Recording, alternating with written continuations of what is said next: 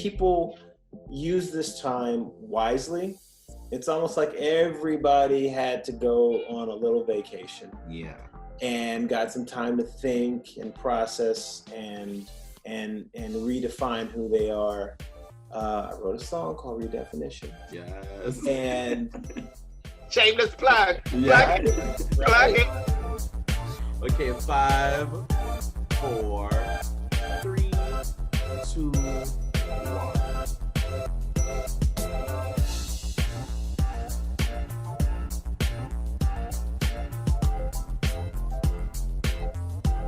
Hi everyone, I'm Krylios, Team Rayceen Productions producer and MC, and today I'm joined by the iconic and legendary Rayceen Pendarvis. Hello, mother. Oh, salutations to everyone. I'm honored to be here, and I'm honored to be with our special guest. Yes. We are so happy to have you. Please introduce yourself and tell us where you're from.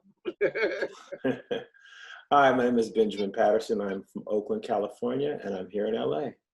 Awesome. Thanks for joining us. And, Benjamin is a renowned actor, musician, producer. He does it all. And it's so great to have you here with us. How is the pandemic treating you right now? Well, interestingly enough, I'm kind of in a fortunate situation where I'm able to still create. Mm-hmm. I'm still able to do a little bit of local traveling and local photography work. And I've been able to do a lot of DJing, which has been really, really nice. So it's been okay. I've had a few friends that have actually told me that they've actually had the virus a few weeks ago and have been okay. Everyone's fine. Been hospitalized or anything like that. So we've been good. We've been really good. That's great. That's great. That's so important. And music is so healing, especially at this time.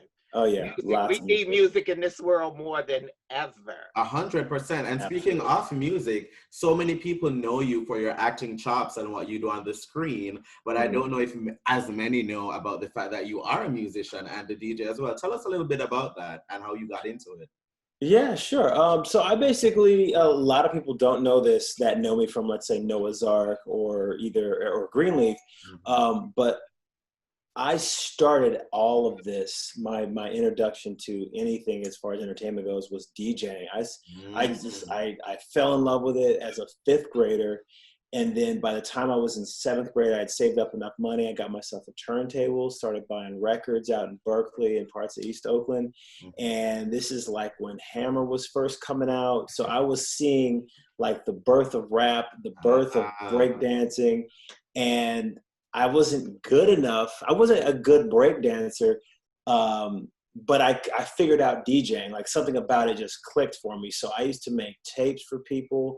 Like people say I'm gonna be on a mixtape. Like I used to make mixtapes. 7th grade, 8th grade. By the time I was a junior in high school, my older brother had a friend who was a DJ, and he was going to Cal Berkeley, and he was DJing at a club. So I was like 16 or 17, hanging out with my brother. And Scott was like, "Hey, you want to get on real quick? I need to go to the bathroom. Can you just stay up here and I was like, "No problem. I got it." So fast forward, I was DJing a little bit there, did like house parties and whatnot around Oakland and Berkeley, a couple in San Francisco. And then when I went away to college in San Diego, I had already had, pretty much enough of a repertoire of good hip hop. Yeah. And I wasn't really into dance yet, but I was like, I knew enough music that I could, set up shop anywhere. So I started doing frat parties. I did a couple of things for Step Show Weekend. And then I got into like the nightclub scene down there. And I even have one of my old flyers, and I'm going to post it on Instagram because I have a picture of me as a junior in college with my turntables. But I got into it and had flyers made and all that. And then once I moved to LA, it was kind of like starting over a little bit. Meanwhile, I was also working at Guitar Center, selling pro audio. And that's when I kind of fell in love with playing guitar and bass and piano. I'd already played drums in high school. So I was like, I want to play that. I want to play that. I want to play that. And I'm self-taught. So I basically watch people. I finally bought equipment and taught myself how to play different songs. And then I just started creating my own songs. And then just as work would progress as I started into modeling and acting, you know, I did, what did I do? I did Survivor on the Soul Train Awards with Destiny's Child. I did Britney Spears commercial. I did a couple of things that were like very like heavily music, a couple of music videos. And I was like, wow, I need to do this. Like, I really, really, really love this. And then as I was doing that, I was booking, you know, I did CSI Miami, I did Noah's Ark, I did a few other bigger jobs. And so it's just like, it's kind of gone hand in hand, kind of in the background of what I've done. Yeah. But because of the situation now, it's like I've really had some time to reflect and look and go like, okay, like you need to do like a major release. Like, yeah. Everybody needs to see it. Everybody needs to know it. And like this current project I've been working on, it's been like 2 or 3 years since I've released something on iTunes. And this current project has 24 songs. And they're all original. They're all different sounding, but they're all, you know, they're all funky in some way, shape, or form. I like that. You got to keep it funky. Always. Funk rules the world. Oh, yeah. So you're a multi-talented instrumentalist, we're all finding out, and that's great. So I'm assuming that during this time you've been, you know, doing a lot, making a lot of music. I would imagine you've been, you know, you've been testing and really going into those artistic waters during that time, I would imagine. Yeah. What other things have you been working on during this time aside from music? I did a project about maybe a year or so ago where I just started taking pictures every single day for 100 days. Yeah. And I was like, let me just do it. I'm not going to tell everybody I'm going to do it. I'm going to do it. And then I started posting like, you know, day 1, day 2, whatever. Meanwhile, I was probably into day 50 at that point. And I got to the end of it. And I kind of thought about, like, that'd be kind of cool to make it into a coffee table book or whatever. But I don't have the time to put it together. Yes. Well, guess what? I had the time. Now you have the time. Yeah, so I put it together and it actually looks really cool. And so what I'm gonna do is I'm gonna release, you know, it'll be a 4-part series. You know, each book will basically be approximately of the 25, you know, of the images. It's not like 25. It's like 60 or so because there's multiples of certain days. Yeah. And a little, you know, a little bit of writing in there, here and there, just to kind of like talk about what was going on, whatever day, wherever I was. Because that was literally, if I had a casting, if I had to take my dog to chemo one day, whatever I was doing, I was making sure I was taking these pictures. And I know that, you know, being a fan of people, of other musicians and other actors like that, I love when people put out stuff that kind of gives you a personal snapshot of their life. So here's like 100 days out of my life. Yeah. You know, that people can go like, oh, wow, this is what he was doing during that time or whatever. And then, you know, maybe accompany it with some music or something like that digitally. Yeah, that's pretty good. But there are so many components about you that people don't know. You were just recently featured in a magazine. Tell us about that. Oh, wow. Okay, so let me think, because there was 2. Well, we did 2. One was Gay Parent Magazine. My husband and I have a 4-year-old, and it's phenomenal because it's like you see a person becoming their own person. Like, right before your eyes. Like one day they're just very, you know, and then the next day they're like a whole individual. Yeah. Yes. And tall. What's his name, by the way? What's his name? His name is Zachary. Zachary. Oh, that's a nice name.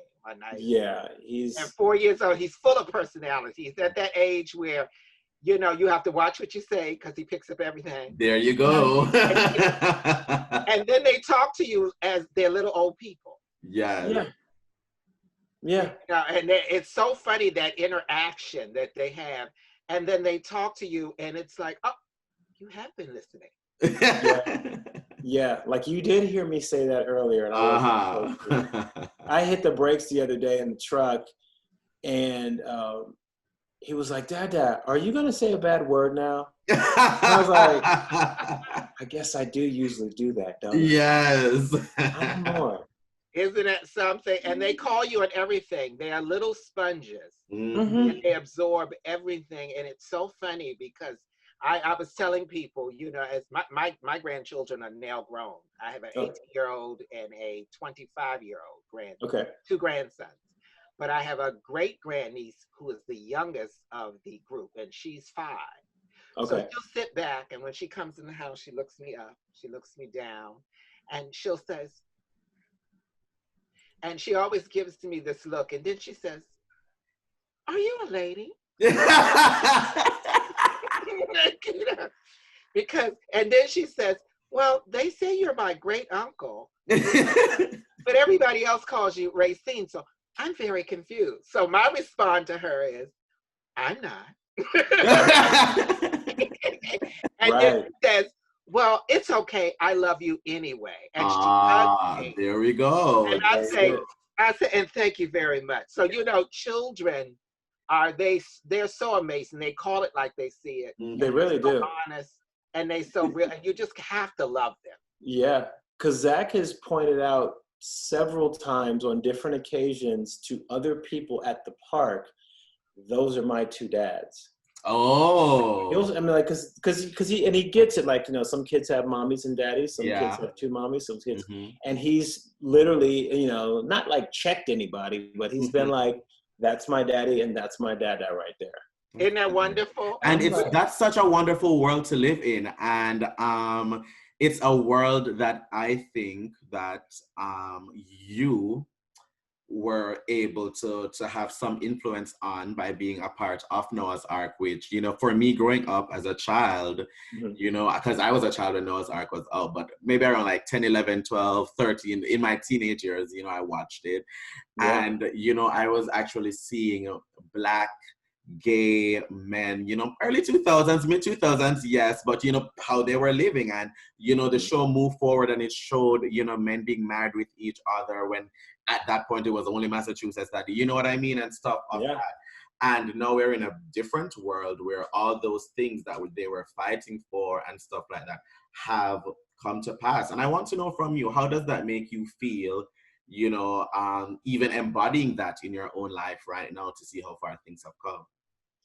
It's a very rewarding feeling, and it's also it kind of reminds me every now and then that not too long ago you didn't have the visual and you didn't have the option to see, you know, there was Queer as Folk before Noah's, but before that there was maybe a few things here and there, but you don't see it. So it's also it does make me feel like every now and then I go like, yeah, good for you, like you were part of that. I've had people of various ages come up to me and tell me how much that has impacted them and how it was able to facilitate a conversation in their family. Like this was the way I came out to my family. I even had a guy who's a friend of mine now, who does not hear. His name is Jerome Star. He's on Instagram. He has since become an actor, but when he found me the first time, I was at a book signing at Barnes and Noble's for Lance Bass, and he and a group of friends were there, and they saw me, so they like ran over, and you know, he was able to speak a little bit. You know, obviously he was just like, I really liked you on Noah's Ark. Yeah. But him and his friends were like signing like back and forth. Yeah. And I would see him, and this was like 2009, I think it was. Wow. So then I would see him every year at Pride. And then now when phones started becoming a thing and everybody had them, then he would text. Oh. So he sent me this message. He was like, I was watching you. I was maybe 9, maybe 10. And it was how I was able to tell my parents, like, look, Mom and Dad, I'm gay. Yep. And I was just like, oh my goodness, you know, and I still see, every now and then we'll just happen to be in the same spot. And, you know, we'll sit there and message each other for like 5 minutes, just kind of catch up and everything like that. But it's such a warming feeling and a rewarding thing. It also makes the work that I do that much more important because I realize the reach that it has. Yes, definitely. And trust me, I must say it definitely has a great reach, because even me being here, you know, talking with you and interviewing you, it's almost like a dream come true, because I grew up in Jamaica. And so having that show and having something like that and having that representation, for me to see that while I was growing up, you know, that kind of helped me to become who I am today. You know what I mean? If it wasn't for that, I would not have had that type of representation. So I just want to say thank you to you for being a part of that, and for inspiring that is so me. wonderful. Don't make me cry. You know, but, you know, I think it's so important that as an actor, that being visible and living your authentic truth, when the roles come up of representation of the LGBTQIA community, and they are given to those who are a part of our community, it's so affirming. Yeah. You know, it's so affirming, you know, and it just warms my heart to see, you know, I'm from a generation of, you know, from a generation where I did not have those images coming up. Right. We didn't have those in the 50s or the 60s. And in the late 60s, when they came, they were very kind of cartoonish. Right. That they weren't these, they were very one-dimensional. Right. But with the roles that you're able to bring, I think that you, being authentic and true to yourself, you transcend this one-dimensional experience. You give the viewer the ability to see the fullness. Yes, the full nuance, the full, you know, everything, the full multifaceted nature, you know, of who we are. And I love And then when I saw you as a parent, my heart just beamed. You know, it just beamed, because it's so wonderful and so affirming to see that we can, one, raise children, be amazing parents, and give our children the things that we would like them to have, and show them what love is. Yeah. Thank you. Definitely. So let me know, has there been anything, because of the pandemic, due to the pandemic, has there been any projects or things that you were excited for that were canceled or postponed? Oh wow. You know, there was actually two series, because it kind of, I think the whole like stay at home thing kind of started as, you know, pilot season was starting to actually happen. So I was up for, there was a couple of roles I read for that were, one was shooting in Atlanta and one was shooting in LA. And I was like, oh, get the LA one, you know, so go home at night. Of course. But there was a couple that as it started, but then I started doing on-camera auditions and then sending them in. Through my agency to casting. So there's projects I believe that will, as soon as things get back to going, will pick up, and I'll be working, you know, hopefully here, but could be again in Atlanta. How about that? We will see you soon. Yes, we will. You definitely will enjoy that experience. And for many of us, this is a wonderful experience. I love being able to do this series. One, that it is with all these amazing people that have been lights in our community, and then having these different generations. Yeah. Now, and that's so important, because, you know, I tell people, as someone who is now at a certain age, you know, it is a wonderful experience. So I represent that over 60 group. So, you know, and plus 70, you know, so it's a wonderful experience to have this dialogue of these different generations, all sitting, coming together, talking about our experiences in this journey called life. Yeah, definitely. So Benjamin, what are your hopes for at the end of this, the light at the end of when, however long that may be? What are your hopes, and what, you know, advice and goodwill do you want to give to our viewers? Yeah, okay. Well, my hopes are that people use this time wisely. It's almost like everybody had to go on a little vacation. Yeah. And got some time to think and process and redefine who they are.